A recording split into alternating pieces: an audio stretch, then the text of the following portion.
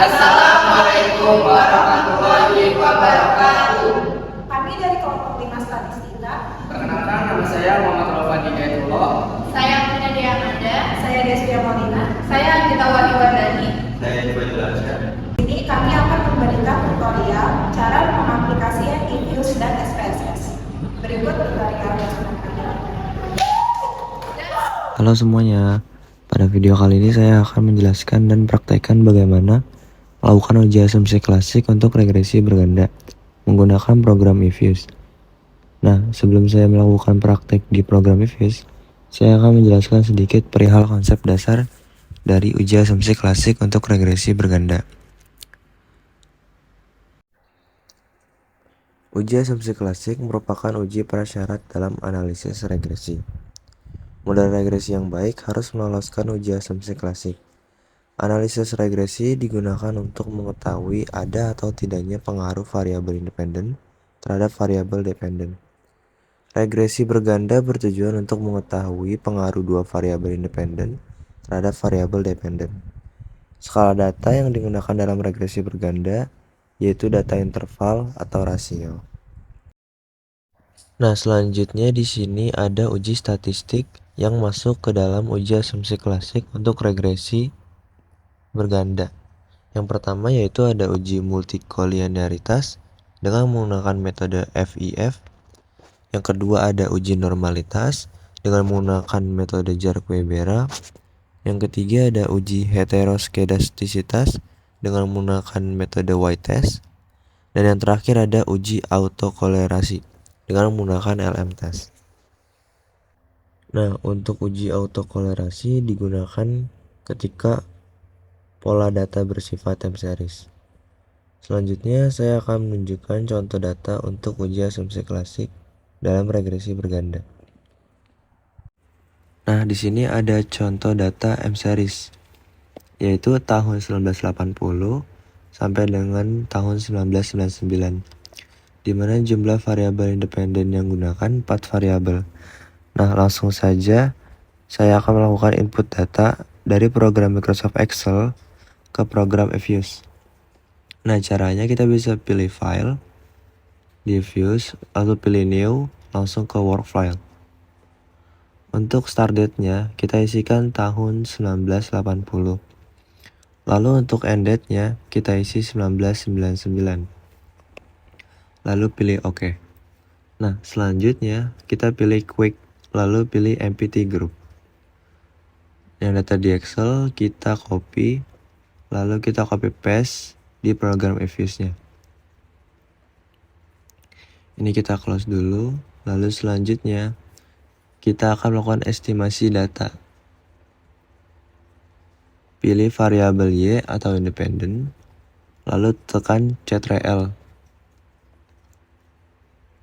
Lalu pilih variabel X1, X2, X3, dan X4. Lalu klik kanan dan klik open, langsung pilih X equation.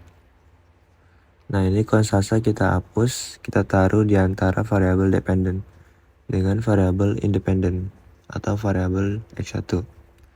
Lalu pilih OK. Kita perbesar dulu. Nah, ini merupakan hasil regresi. Untuk uji asumsi klasik yang pertama yaitu multikolinearitas. Kita bisa pilih view, lalu kita pilih coefficient diagnostic, lalu pilih variance inflation factor. Nah, di sini sudah muncul output dari kunci multikolinearitas. Nah, untuk interogasi outputnya, kita bisa fokus ke file PDF. Diketahui nilai VIF variabel independen kurang dari 10. Nah, nilai yang saya warna kuningkan ini sama kalau di output eViews. Maka bisa disimpulkan bahwa uji asumsi multikolinearitas sudah terpenuhi atau lolos uji multikolinearitas.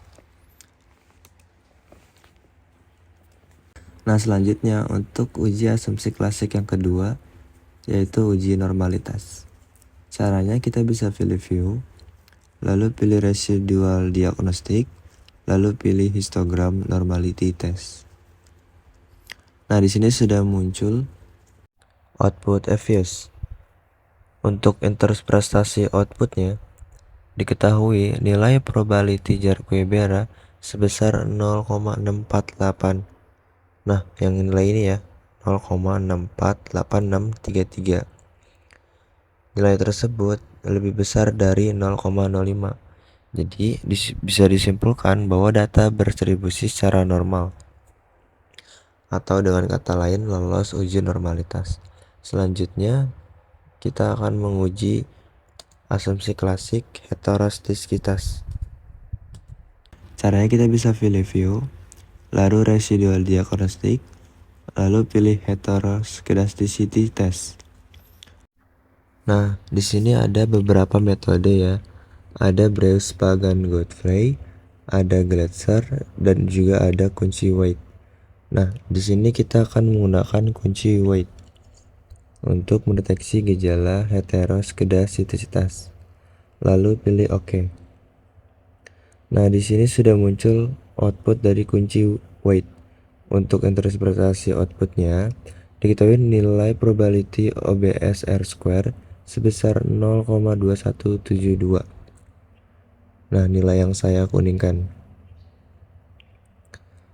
Untuk diffuse-nya itu ada 0,2172 yang tengah itu. Nilai tersebut lebih besar dari 0,05. Jadi bisa disimpulkan bahwa asumsi uji heteroskistikitas sudah terpenuhi atau data sudah lolos.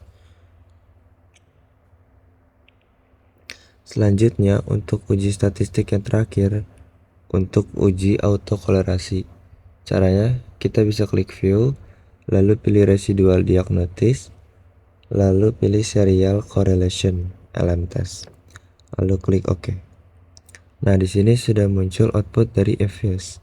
Untuk interpretasi outputnya, diketahui nilai probability OBSR square sebesar 0,3206.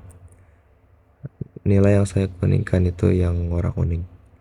Kalau untuk di output Evius-nya itu yang di bawah. Nilai tersebut lebih besar dari 0,05. Jadi bisa disimpulkan bahwa asumsi uji autokorelasi sudah terpenuhi atau data sudah lolos uji autokorelasi. Mungkin itu saja dari penjelasan praktek cara melakukan uji asumsi klasik untuk regresi berganda. Selanjutnya kita akan bahas tentang analisis data kuantitatif dengan menggunakan software SPSS. Hai guys, jadi di video kali ini kita akan memberikan tutorial analisis data kuantitatif dengan menggunakan software SPSS. Nah, pada video kali ini kita akan pelajari bagaimana menganalisis pengaruh antara satu variabel independen dan satu variabel dependen secara kuantitatif, atau biasanya kita sebut dengan analisis regresi. Langkah pertama dalam melakukan analisis adalah memasukkan data ke dalam SPSS. Buka aplikasi SPSS, lalu pilih variabel view. Di kolomnya masukkan nama variabel yaitu X dan Y. Kemudian kita klik pada label. Kita ketik jam belajar untuk variabel X. Dan untuk variabel Y adalah prestasi akademik.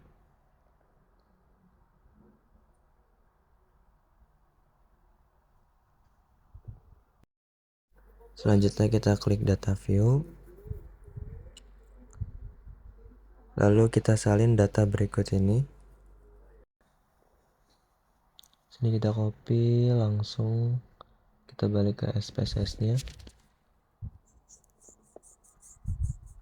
Kemudian kita paste pada kolom data view.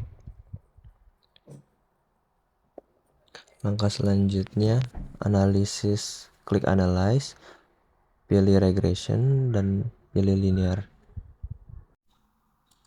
Nah, pada kolom ini kita masukkan variabel X pada kolom independen dan variabel Y pada kolom dependen. Kemudian kita klik statistik. Nah, centang sesuai yang saya centang di sini. Ada 3 biji, yaitu ada estimates, terus ada confidence interval, dan ada model fit. Selanjutnya klik menu save. centang pada ada standar dz predict value dan residual juga sama. Dan untuk yang ketiganya kita klik standar dz yang pada predict value-nya. Lalu kita klik continue. Selanjutnya kita klik OK. Maka akan muncul output sebagai berikut. Dan output yang wajib kita lihat adalah model summary, terus ada ANOVA, terus ada conventions. Selanjutnya mari kita interpretasikan hasilnya. Perhatikan tabel model summary ini dan lihat pada nilai R-square. Nilai R-square pada model summary itu adalah 0,968. Artinya 96,8% variasi pada prestasi akademik dijelaskan oleh jam belajar atau variabel jam belajar. Sisanya dipengaruhi oleh faktor lain di luar variabel penelitian.